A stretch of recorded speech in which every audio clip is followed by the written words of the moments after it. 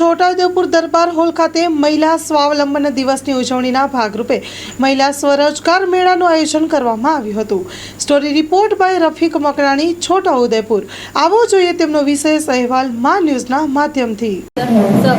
અંતર્ગત આજના ત્રીજા દિવસે મહિલા સ્વાવલંબન દિવસની ઉજવણી કરવામાં આવી છે। આજના આ દરબાર હોલમાં જે કાર્યક્રમ હતો એ કાર્યક્રમમાં મહિલાઓને પોતે આત્મનિર્ભર બને એના હેતુથી માર્ગદર્શન આપવામાં આવ્યું।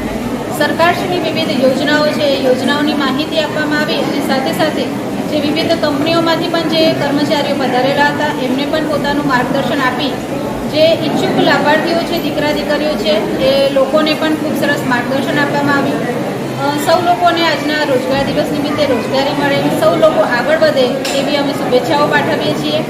આજના કાર્યક્રમમાં મારી સાથે માન્ય સાંસદ સભ્ય શ્રી જસુભાઈ રાઠવાજી, કાળુભાઈ નાયકજી, સજ્જનબેન સૌ